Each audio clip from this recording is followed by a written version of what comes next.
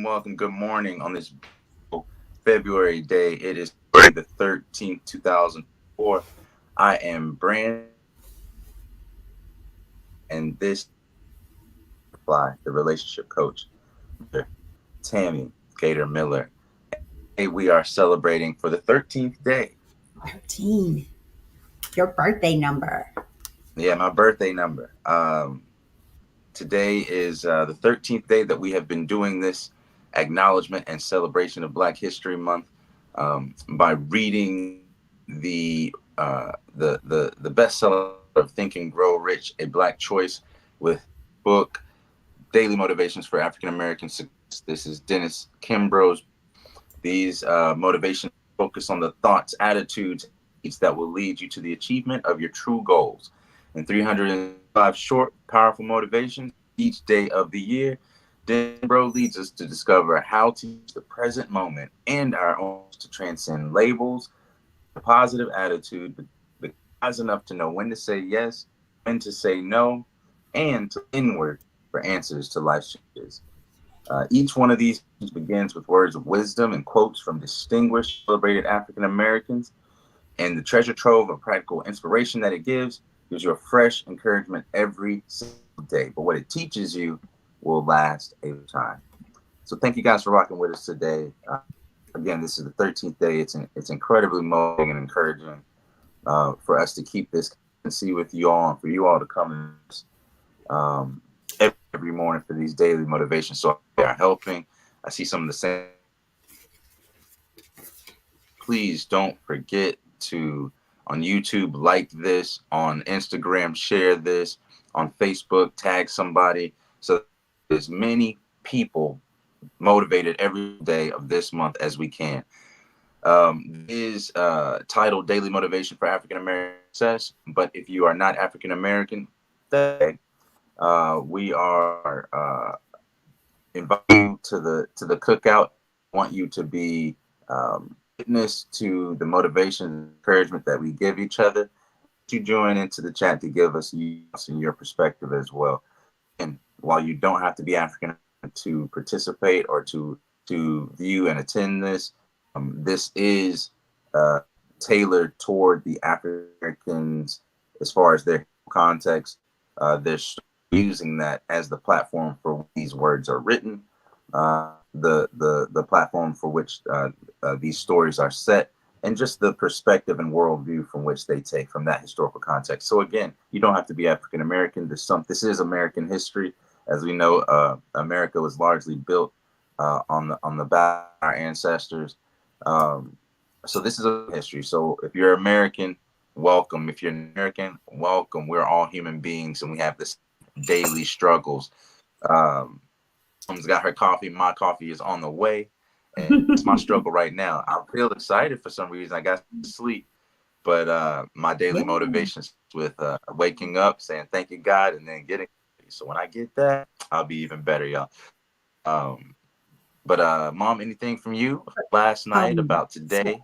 so much, so much. Like, so I listened to day 12 this morning. I was telling Brandon just before we got on that I got up at 4:55 this morning, because what I've been doing is not, I've been getting up doing this, not eating breakfast, and that is not what I need to do.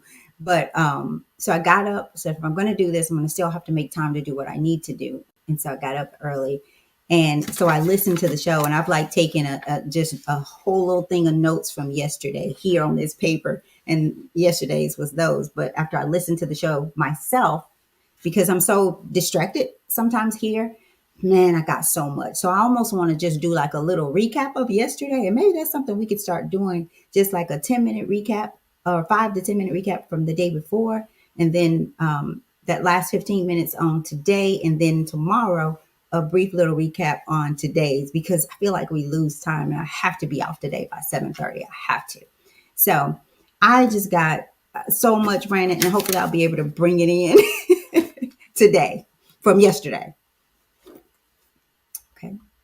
What a good idea is, if you have time in the night.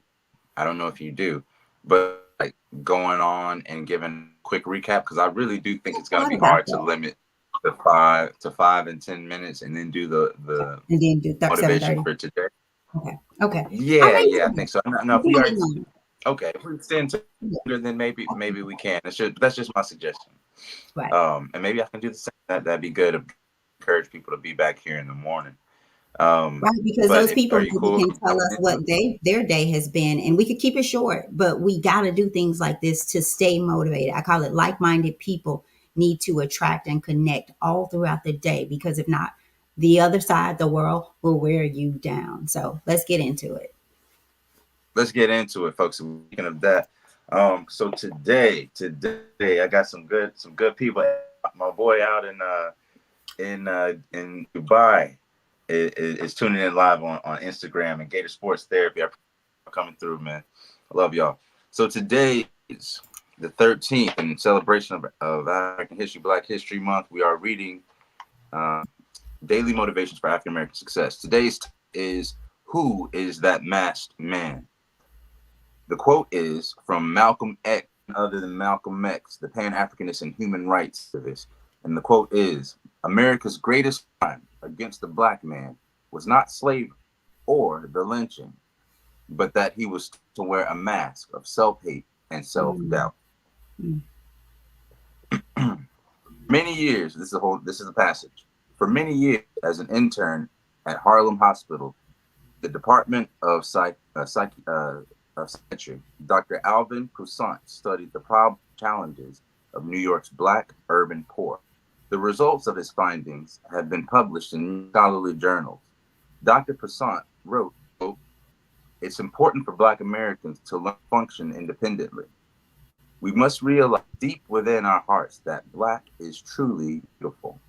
It's also important that our children see successful role models. We must undo the negative conditioning that we are not capable of succeeding, or that we are not capable of succeeding, that we are not worthy. Dr. Poussaint's patients who lost their self respect and pride through years of psychic disrepair developed a positive self image, self confidence, and established clear goals for their lives after therapy. They took off their mask of despair. Unfortunately, many of Dr. Poussaint's patients before therapy, some of us wear a mask of poverty, living a mm, life of lack and want, never finding wealth because we search through eyes of limitation. Some of us wear a mask of chaos and confusion, blind to peace, tranquility, because we see only darkness and doubt. Some of us wear a mask of sickness and pain. We look for hurt and disease, and sooner or later, we find it. Does this sound familiar? mm. If so, what mask are you wearing? And why are you wearing a mask?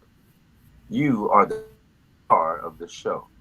You may not be the most skilled, most engaging person on earth, but you do have hidden strengths waiting to be unveiled.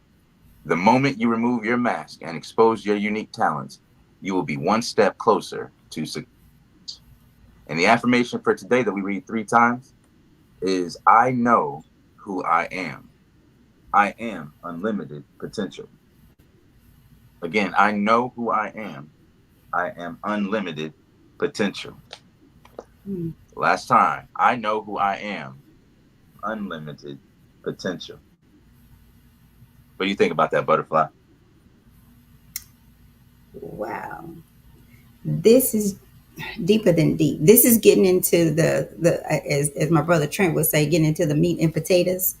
Um, I also thought about, for some reason, who is the man I see staring back at me? That Michael Jackson song, Michael Jackson's Mm-hmm. song, who is the man I see staring back at me? And also Christina Aguilera, No, who is that that was girl? Hmm? no. The first one was Christina Aguilera. So who's the girl I see staring in Well, the that's yeah. And but and, and then what's the Michael Michael Jackson one Jackson was song? Man in the Mirror.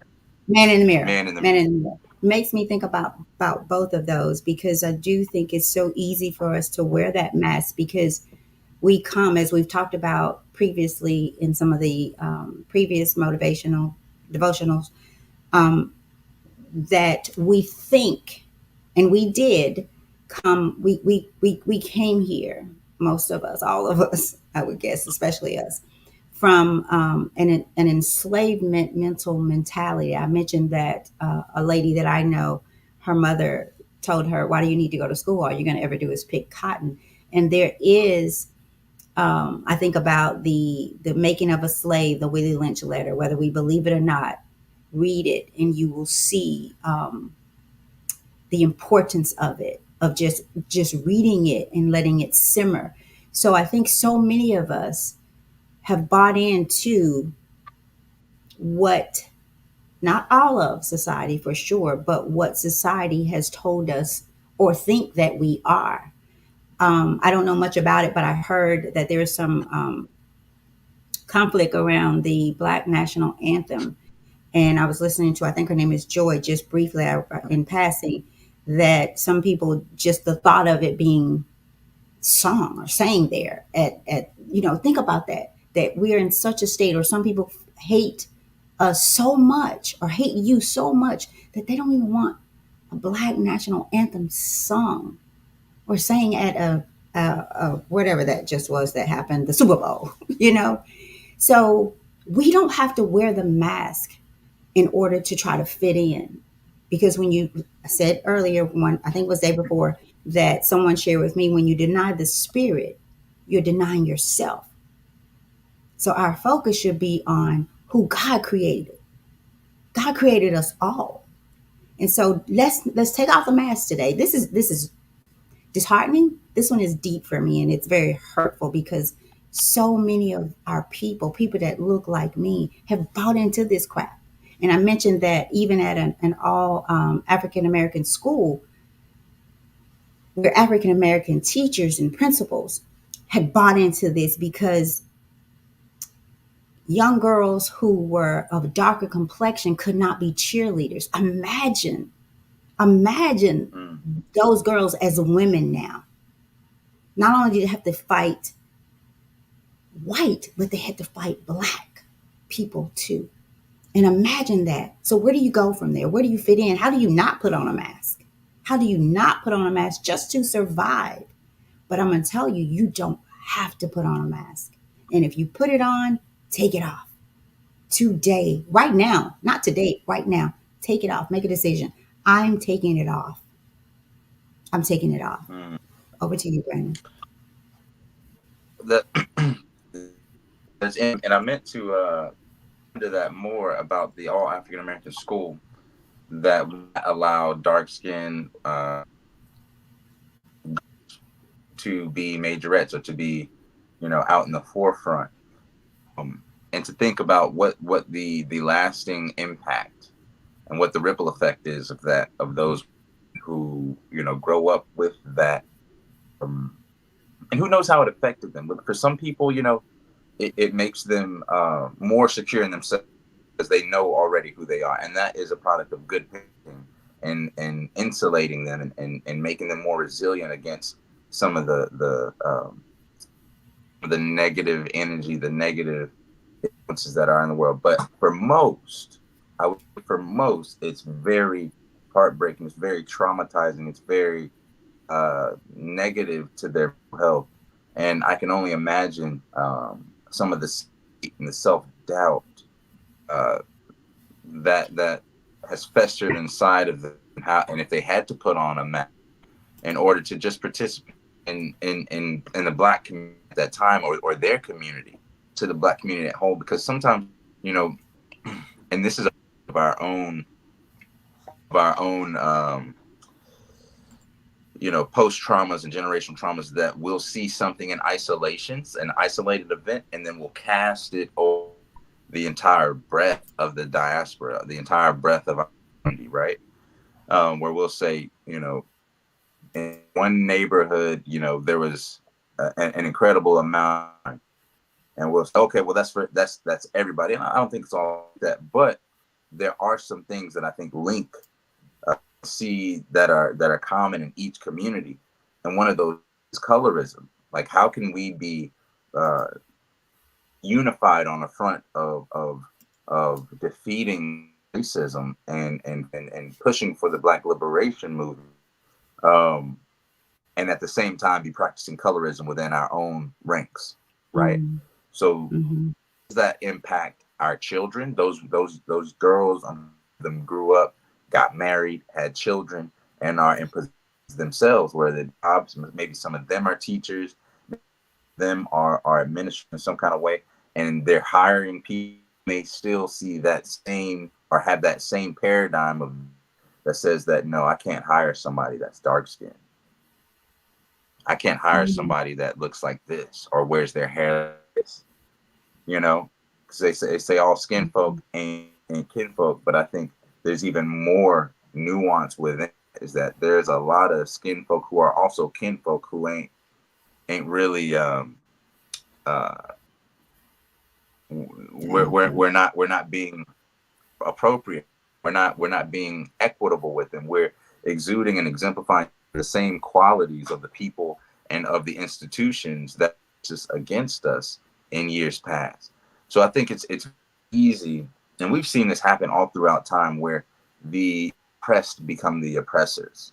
We're dealing with a situation like that in Palestine and occupied Palestine, right? Where people prior to, you can say, the people involved that were victims of Nazism are now doing things to the people of Palestine. And so how easy is it for us to, I heard the whole story. The man beats the wife. This is a bad story. The man beats the wife beats the children dog. So it's like, Mm, what the hierarchy, the top of the totem pole, if that trend is set, of equity, of justice, equality, of human rights and human dignity and respect, then we then that passes from one person to another. And if it's not or if it's not healed or if it's not dealt with, then it passes on to the next and the next and the next, until eventually the dog's getting beat up for no reason. The child's getting beat up for no reason. The woman's getting beat up because of trauma of the man. You know what I mean? So we have to take account for our own dealings and our own mask. And not only that, but the mask we create and try to give to others to fit our perspective. So we are not only wearing mask, we're making it, we're normalizing the fakery, for lack of a better word. Normalizing um, this facade between us and the people that we encounter on a day, like a facade between us and our common reality, our common story, which distorts our vision of ourselves, but it distorts our vision of others. It distorts our worldview. It perverts our perspective, and I think it demonstrates us as a society and as a people to start to be more, I guess, swayed by in be more swayed by public opinion, to not stand on morals or stand on principles, but rather to fall for any whatever is cool, whatever is the trend of the day. Um, so it's kind of like people that dress a certain way because it's in style, not because they like it.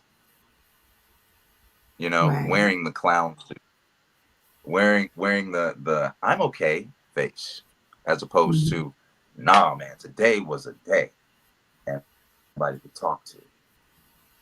Because when we don't show that vulnerability, and I'm speaking to myself first, because you know up in Memphis as an African American male, I would, and I'm not generalizing by in my opinion by a long stretch, but the culture of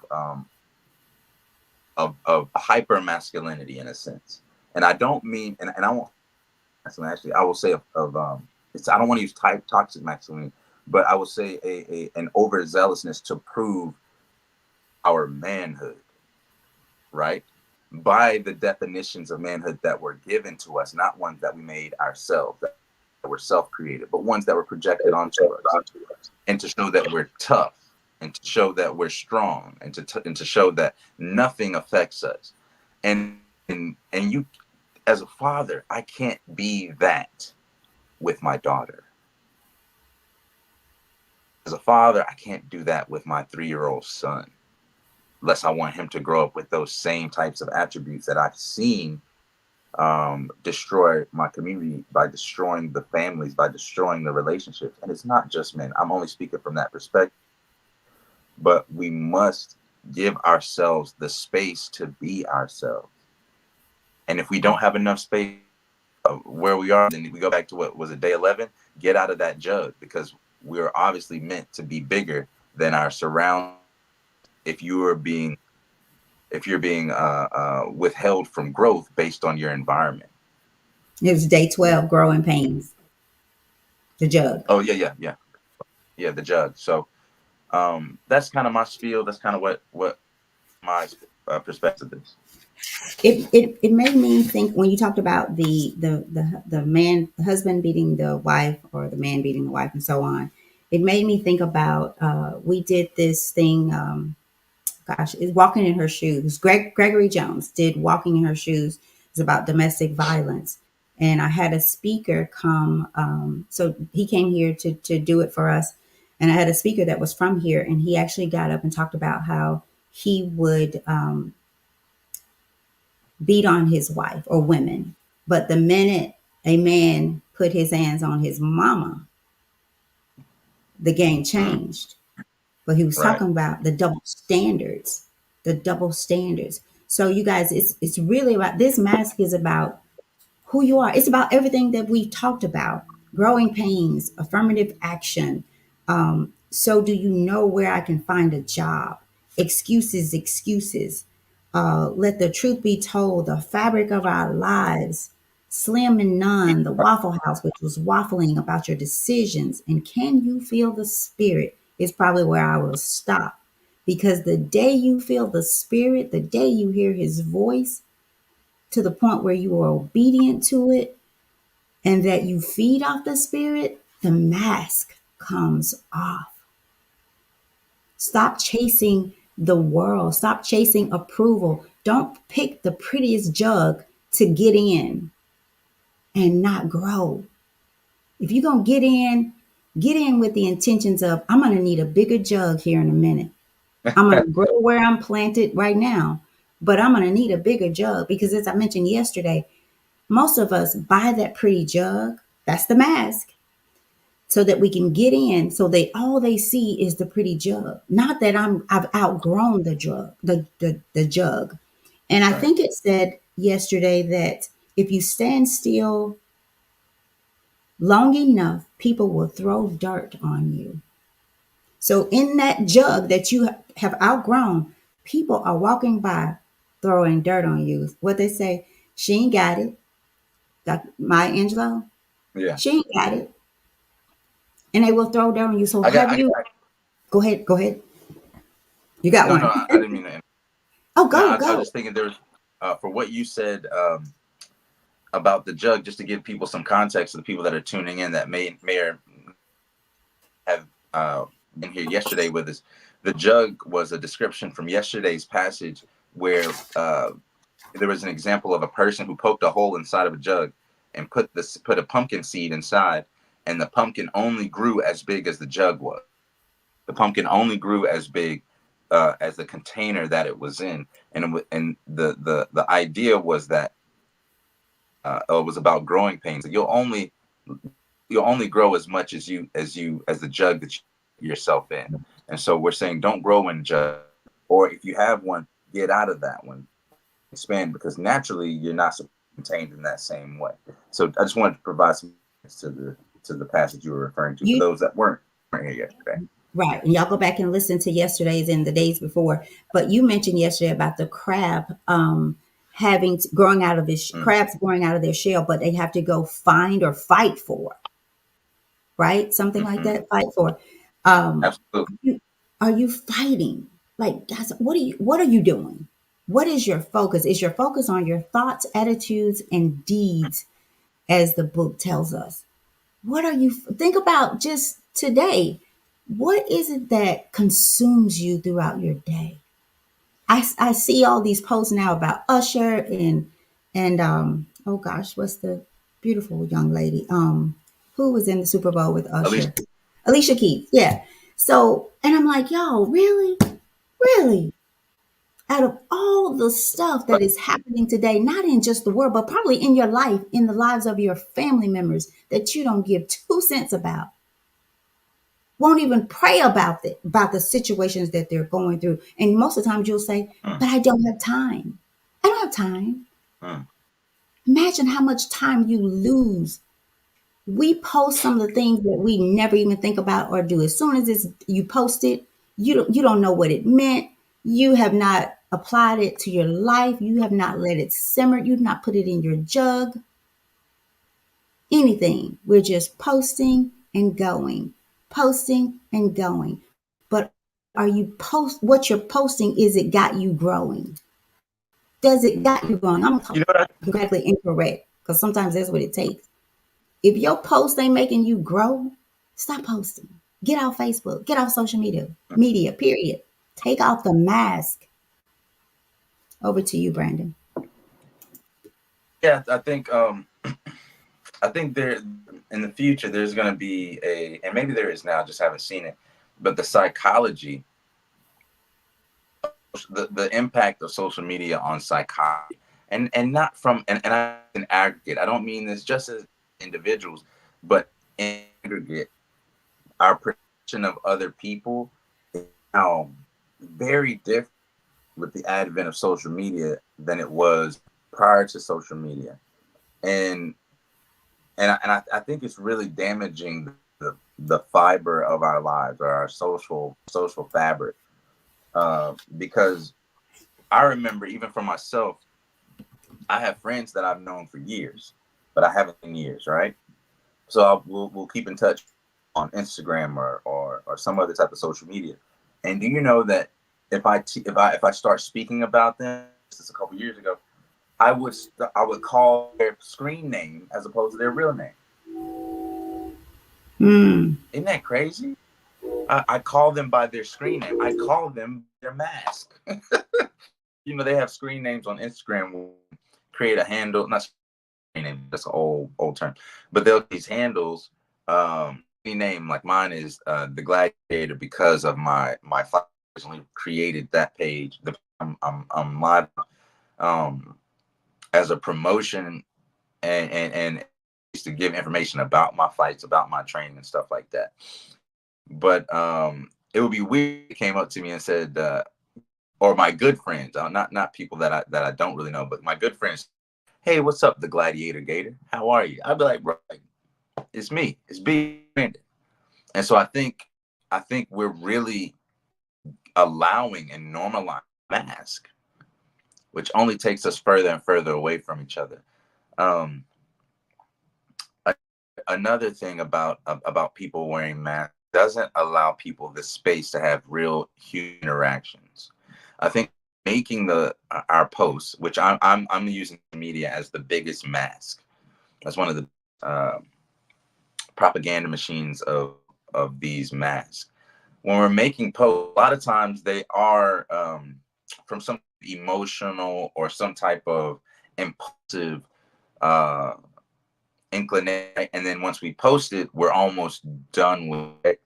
For me, posting about events that are happening, there might be a you in the world that you want to speak about, paying attention to, and instead of actually doing something about it, you post it about it or you put it on your story. It's gone in 24 hours, but you get the feeling you did something. You feeling like, man, I just made a difference today. But then you wake up and the same problem is there.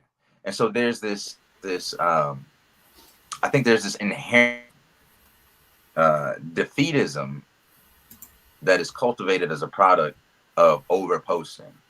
And I'll even find myself do it. Like I post a lot of other people and other things and situations around the world, but not so much about myself.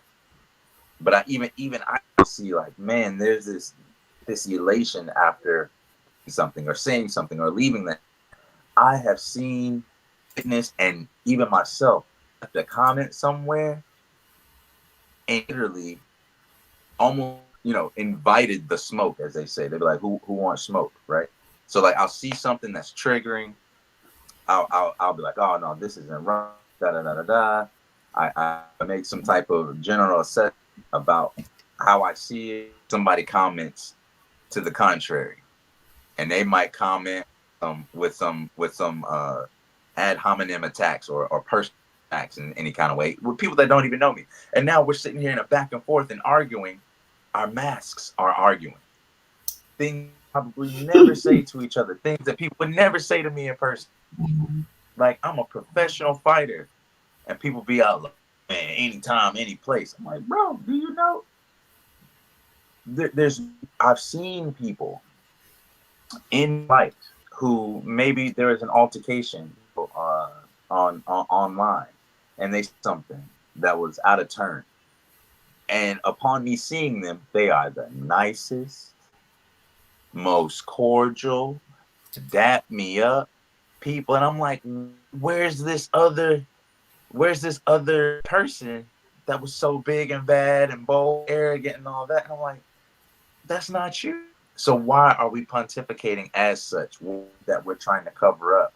What sadness, what things in our lives are we not dealing with, but rather we're taking that undigested emotion, that emotional indigestion, and creating a mask and projecting that out. I just think it's challenging and really harmful to not ourselves as individuals, but to our countries and civilization as a whole. Because I think it's really under humanity. So we really have to be careful and watch about that. What mask are you wearing? Who is that mask? Where did the mask come from? Did that mask come from your own thought or the thoughts of others? Did that mask come from your own inclinations, your true self, from the guidance that you've gotten from God, from script that you've read, from a principles that you hold, or was it you normalizing your own conformity Okay. Brandon, to fit and the jug why? and to fit the I was going to say the jug. Why as well? What's your why as we go to bring it to a close because it's 7:32. What's why? yeah. Why? Because there's a reason for the mask, and it's like you deciding, as it read yesterday, you've not been placed in the jug, so to speak. Um, you choose to get in the jug for sure, probably based on what we're talking about today, what you think about yourself. But what do you know about yourself? One thing that you know that we were all created for greatness, that we were created by the one God. And what does that do for you or say for you? Regardless of what the people think about the national anthem being sung, about your skin color, about your race, because I know the one that I know controls all of that. But I have to believe that. I have to believe that. So turn it over to you. I might jump on tonight, and it will be brief if I do, because again, I have to grow. I have to grow myself. So I might Right, jump on right. tonight because there's a lot from yesterday that I took, and a lot more that I'd like to say today. But that will keep us here long after I need to be gone. So over to you, Brandon, as we work to bring Right. it to a close. Sounds good. Sounds good. To answer your first question, why do we? I think it's because we are not invest or have been invested in by our own families. Hmm. And what I mean by that is the most secure people that I know were raised in two-parent households and had a community of family, brothers and sisters, uncles and aunties and cousins that were a unit. Those are the most individual people. I see a lot of people posing to be innovative and I got my funky hair, my crazy clothes or whatever. I'm not judging, but I'm just saying people are basically who can have the prettiest mask. And to be honest, I see insecurity in so much. There's some people that are purely themselves. I see, you got people like, the Princes and Michael Jacksons and things like that. I see just the purity in people, and even they have their own issues or had their own issues. But when I see these individuals that are conforming, that one year they dress like this, the next year a different way than they used to, then the next year there's somebody completely different. It's like there's so much going on. All I see is a struggle of, and I've noticed that people that come up in two households, people up with a support and accountability system feel comfortable in being themselves, not because they don't want to conform or they don't want to be normal, but because they know who they are, and that has been supported and cultivated, protected, and insulated since to where they're more resilient. Like I said at the beginning, to the influence of the day of secular culture that will go one way this year, next way this year. We can just look at some of the laws have in America where 10 it was seem completely immoral, and then now it's like this is the way. And I'm not judging either case or on any particular, but we have to be grounded in our morals, because those things allude who not only we are, but who our parents are, who our ancestors are, who our history is. And if you don't know where you come from, you can't have an idea of where you're going. So I'm going to end it right there. Oh, I It's got so much to say on 7:36. that, but I gotta go. I gotta go. I really want. I I know. really, because you said the two-parent household. I I I get that, but I think some of the most successful adults are those who can who were raised in a house with a mother and a father, or a mother or a father who had taken off their mask. A healthy person Absolutely. who loves themselves and now can pour out that love, because often, and I raise my hand, I I figured, okay, it's past my time. Let me pour into you what I should have been making sure I was also pouring into myself, to let you see a healthy woman of God, healthy, or at least pursuing healthiness. So we'll talk about that a little bit more. That might be something to come back if we have the time, and give about 15 minutes to, Absolutely. because there are some two Absolutely. parent households that have more hell in it than no parent households. And so I just wanted to Right. say that, but let's wind it down Right. so I can get out of And here. and I did in limits just I was saying it's two units. I think because a family unit is so important. Those are building blocks for communities, but also that having a good support system of accountability that stands on principles. And you can't have a whole lot of hell in your household, and be projecting that, and be standing on principles. So y'all, thank you so much. What is the that you're wearing today? Take it off. Again, we are reading from Dennis Bros Daily Motivations for African American Success book. It's cheap. It's a bag that you can get on Amazon, new or used, very quickly. This is in celebration and an acknowledgement of Black. If you are not African American, it's okay. You're to the cookout, so please join us every morning right here, same time, same place, 7 a.m. Me, Brandon, and I'm the co-host, and the beautiful males, the butterfly. Thank you guys so much for attending. We'll see you right here tomorrow. We're gonna You're gonna read read. our Okay. yeah yeah, Okay. we're gonna read our affirmation 3 times, one for me, one for you, and one person that you're gonna tag in this video or you're gonna forward it to. So again, the title of today is that masked man. The quote is from Malcolm X, a pan-Africanist and human rights activist. America's crime against the black man was not slavery or lynching, but that he was taught to wear a mask of self-hate and self-doubt. Our affirmation, like I said, that we'll read 3 times, that I want you to take home, really digest today, is I know I am unlimited potential. I know who I am, I am limited potential. With me, I know who I am unlimited potential. You are not the mask. So take it off, throw it in the trash, go be back tomorrow, and tell me what you learned. Y'all take it easy. I love y'all. See you tomorrow, same time, same place.